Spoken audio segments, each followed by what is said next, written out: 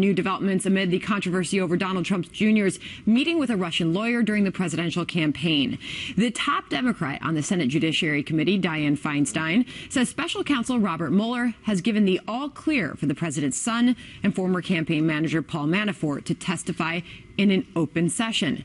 No word yet if either will accept the invitation. Meantime, former House Speaker Newt Gingrich was asked about the significance of Mueller allowing those two men to testify in the middle of the Russian probe. Watch. What does that mean? Beats me. I mean, I assume it means that the special counsel doesn't think that there's anything they'll say that will in any way affect his ability to continue his investigation. There's no evidence of collusion, no evidence of official ties between the campaign and the Russians. There was one meeting one time with a woman who apparently didn't have very much to offer, and it was so inconsequential that initially I think none of them thought of it as a serious meeting. Last week, Senate Judiciary Chair Chuck Grassley said he invited Trump Jr. and Manafort to testify as early as this week and is willing to subpoena them if necessary. All right, so listening to former Speaker Gingrich, you kind of get the sense that some see this as all overblown. Your thoughts? Well, obviously, the president, his appointees, many of his supporters, people in his administration, do think this is overblown. They earnestly, deeply, fondly wish that it is overblown. But I will tell you this. If it is overblown, if this is, as the former speaker said, nothing and it's not there, then it will be the saddest story of a mishandled scandal in the history of mishandling scandals. It's like, come on. It's sort of like you watched how the press responded. So after dinner at the G20, the president, who saw that his wife was seated next to Vladimir Putin, went over there and he took her seat and he sat down and they lingered over dinner for an hour. The Washington Post reports this as secret meeting. Well, it wasn't a secret meeting.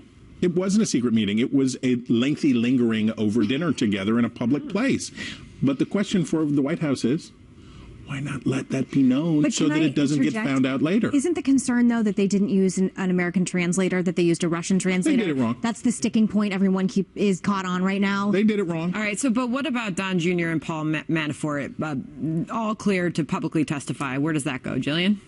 I think that Donald Trump Jr. will 100% accept that invitation. You don't think so? I don't know. It'd be a hot ticket, though. I'd show up to work early that day. You think the Comey hearing was, standing remotely. This will be the show of the century. But I think he has a lot to potentially benefit from this, because if it is a nothing burger, as he has said, and he really only wants to be as transparent with the American people. My head just exploded because you used that phrase. Possible. I mean, just full on exploded, but go on.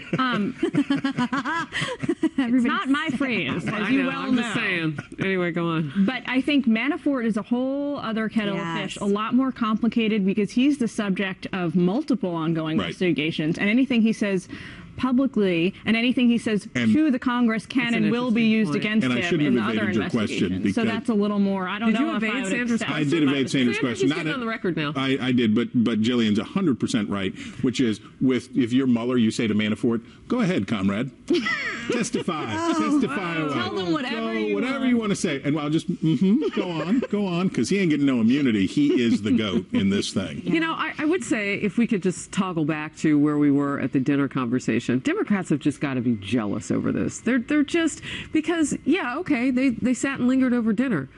This is how the president gets his deals done. He had a steak and succotash. He's having a lunch right now. I mean, I think you just like to say that. I do. I like to talk about the food. It's noon hour. I'm hungry. But what I'm saying is, the interpreter notwithstanding, because that's a problem. If you don't have our people at the table represented in a way in which everybody understands every word that's being said without that, but I do find it interesting that there is a problem for Democrats every time something like this happens going forward that potentially is business being done. All right, but regardless, so Don Jr., this would be biggest ticket in town. Sandra only wants to talk about the potential hearing. Because it would be so good. Back to Don Jr. Hello, that's what we're supposed to be talking about.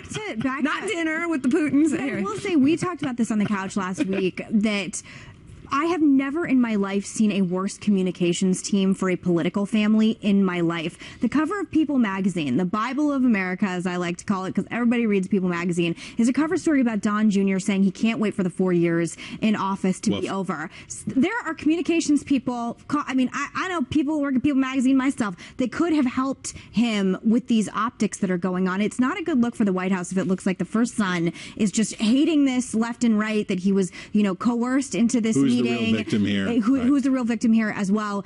And the Ducks are just somehow still not in a row with this team around the White House. And if I were Ivanka or Jared or anyone, I would clean house as soon as possible, get some loyalists back in, and honestly get some people who can do real true blue communications work, because right now you're letting the narrative completely spin out of the control. And as you said, Harris, Democrats are taking this and running with it, whether or not the facts are all in line or not. And that goes back to what Sandra was talking about, too, with this hearing, because they've got to be prepared for whatever potentially could come out of this.